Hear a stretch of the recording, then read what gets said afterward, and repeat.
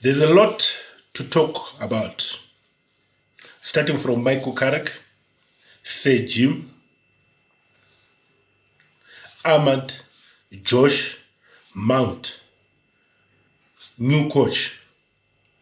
Just give me a bit of your time. Let me start with Carrick.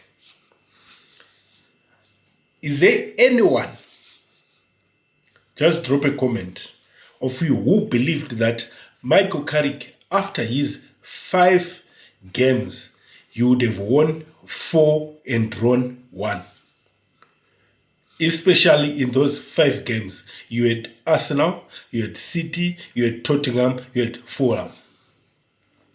I'm sure most of you would have said at least Carrick is going to win 2 matches against West Ham and Tottenham, and maybe draw against Spurs, which is 7 points, then defeat Man City and Arsenal. But what did Carrick do? He won 4 straight matches, including a 2-0 against Man City, one of the biggest teams in the world. Arsenal, the team which is rated as the biggest now as we speak. He won those matches. He won against Tottenham. We were supposed to win 3-0, but it was unfortunate. We end up just winning 2-0. We've played fantastic matches, quick football, triangles. We're starting to see the triangles, tiki-taka, a lot, wonderful goals, classic goals, happy players. Old Trafford is back again. The atmosphere at Old Trafford, you can feel it, that everyone is excited about Michael Carrick. I said it before, the technical team as a group, Carrick, Steve Allard, going backwards, the assistants, goalkeeper coach, everyone is a strong technical team compared to the one Amorim had. The last match was not exciting. It was not pleasing to say, but there's a lot which we can put the reason for this match to be boring. One, it was a Tuesday game. We played Saturday, then we played Tuesday. It was the first time we had a quick turnaround. I won't blame Carrick, because you can see that we lack depth in the team. We've got a fantastic first 11. We've got good players to change up front. Bring Josh, bring in Sesko. They can do well. We've got good defenders. We saw what Lenny Yoro did against West Ham. Eden Evan is there. Defense is okay. But the problem is in midfield. If Casemiro goes out, it becomes a complete different team. If Casemiro goes out, we usually concede a goal. We will have got one midfielder to substitute the 3 midfield players, which is Maino, Bruno, and Casemiro. We will have got one senior team midfielder, which is Ugarte. That shows that we lack depth. So it means in the 13 matches which are left for Manchester United, we have to pray and hope there's no injury in midfield.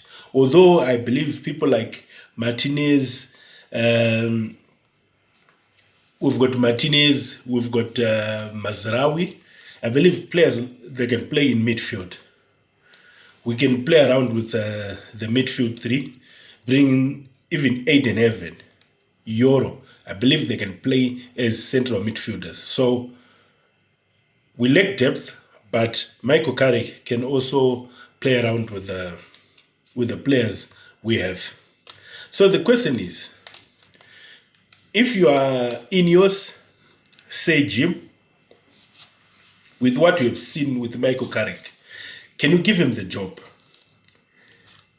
I've told you, if you see my previous short videos, I've told you if it was me, I would just give Carrick the job. Because there's 2 scenarios. One, we are delaying the transfer negotiations.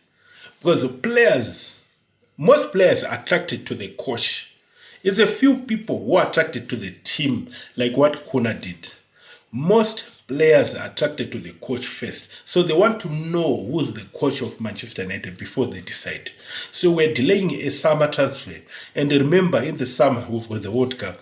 Most deals, if you don't do them early, you have to wait until the World Cup is over. So I would say, if it was me, I'll make the decision as quick as possible. Then the other stories.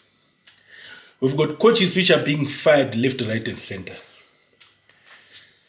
Every team is firing coaches. Tottenham, we've got an interim. Slot is not safe. Eddie Howe is not safe. Nottingham, they sacked the coach. Even if the person they're going to bring now, the owner of Nottingham Forest, he can fire him again. So, Carrick, with the way he has done so far, he's already attracted interest from other big teams. Tottenham, what. So, him also as a person, you need to make a decision. Am I going to be here at Old Trafford next season? Or I have to look for a next job. Even his technical team, you can see that those guys, they are going up from here. I don't see Manchester United in the next 13 games losing 7. It's not possible. At least 8 matches. We're going to win at least 8 matches, which is about 26 points. 26 points. Now we've got 45. What is that? 70 points. 70 points are good enough. 70 points are good enough.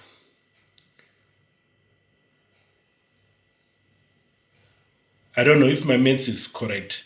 7 games, 7 times 3. What is that? 21. 21 plus 45, which is 6. So it means 6-6. But still, to get 66 points, it's something. Surely you'll be in the top 5. So I can say for the last 13 matches, Carrick, you should just aim for at least 24. Let's make it 24.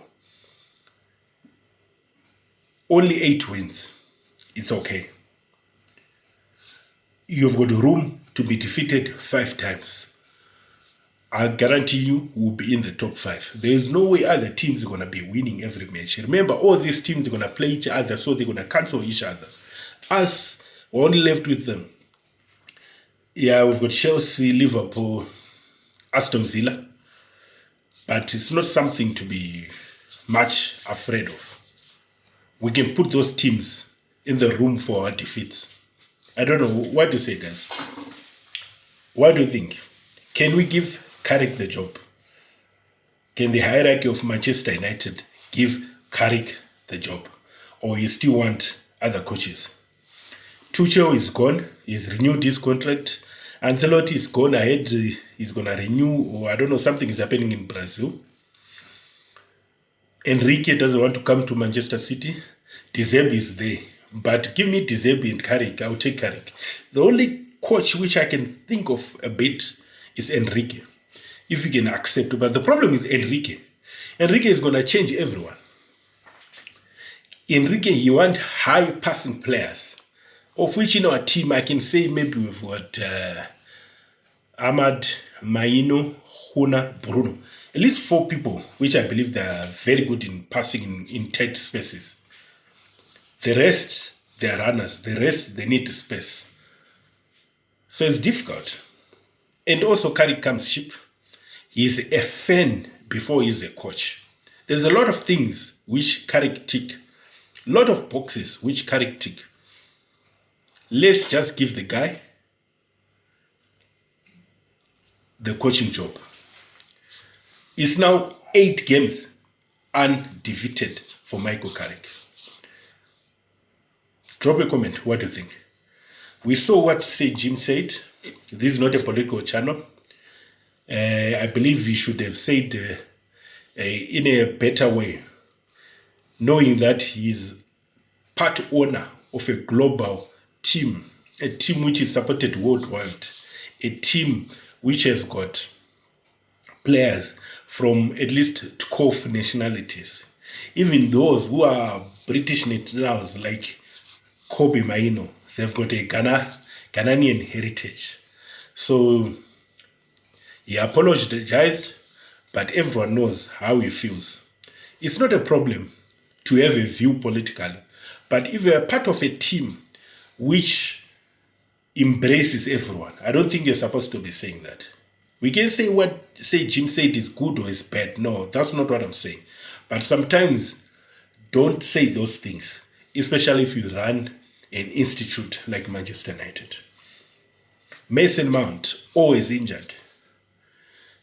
High time he should go. He's always injured. Mount De Ligt, I don't know what type of injury is that. He said it's a back injury. Taking long. It's now 4 months or so.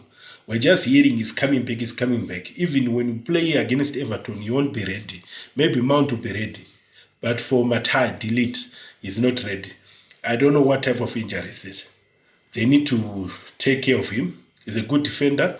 He can substitute Harry Maguire if he's okay. I believe Mount De Ligt and Martinez, that's the best defense combination we've got.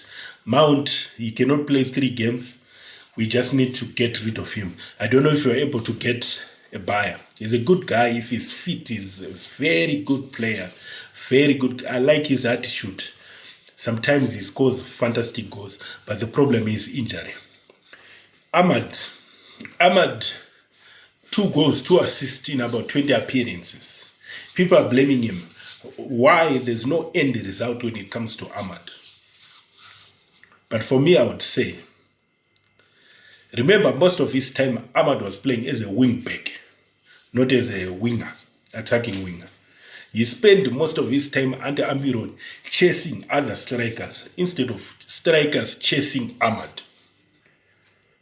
He spent most of his time chasing strikers. So to have an output of 2 goals, 2 assists, we cannot just blame him. But remember, he's got a lot of crosses they have put for people like Sesko, the miss, even Mbeumo. He should be on high numbers. Himself, he was scored at least 2 goals which were deemed offside. He doesn't have like face-to-face goals which you can say he should have scored, but I believe maybe 2 or more. So his output should be higher than expected. The problem is we're comparing Ahmad with the likes of Cunha. Remember, those guys are goal scorers. Those are goal scorers. Cunha, Ahmad, and Sesko. I mean, Cunha, Mbeumo, and Sesko. Those people are goal scorers. So we cannot compare with Ahmad. Ahmad is more like a creator. He's happy if he creates. He's happy if he dribbles. He's more of a creator than a goal scorer. Let's give him time. What I like about Ahmad, when he hears the ball, everyone stand up. He makes things happen. He dribbles. High speed, good in tackling, intelligent player. He likes to assist. So, give him time. You produce the numbers on time. But now, for the next game, you remember when you played against West Ham, you could see that we lack that focal point, that central figure, a person whereby if you cross, the only thing which I can say Almiron didn't do well, not Michael Carrick didn't do well in that match, it was delaying to substitute. We needed to play with a focal point, which is Sesko. So the Everton game, we believe Everton will be playing a low block. They'll be very defensive. So if it's me, the team which I'm going to start in attack, which is Cunha on the left, Mbeumo on the right, then Sesko. First time for those people we bought in the last transfer window to start. They haven't started. I think they only started once. We need to see them. We need to see what they can do as a team. Ahmad can come in the second half. No problem. He can substitute Cunha. He can substitute Mbeumo. He can substitute Sesko. It's all right. I don't know, guys. We're going to play Everton on Monday, which is a week from now. What do you think? I expect a win from Carrick. And I expect a better performance from the boys because they have time to rest. I forgive them from the West Ham game because it was a quick turnaround since we don't have depth like Arsenal, Man City, teams like that. You can see teams who don't have depth, they're actually affected by a quick turnaround. I don't know, guys. If you like my video, please subscribe, comment, share. Anyone who want to support me, I know we don't have good lighting. Anyone who wants to support me, you're welcome. Just inbox, I'm going to put my number there. I need better equipment. I want to make it as a podcast. I want to invite people so that we discuss about football. Different opinions. These are small channels. We've got people with the know-how, with the knowledge of football, but it's only they are in less platform, they're in small platforms. You are not known. We're tired of the same voices. We want the different views. Maybe what we say also can be heard. What do you think about Ineos? Can they sell? For me, I think just give them time. Forgive them for what they've done, but just give them time. I believe they've got good intentions for the club. United Uncle. Cheers.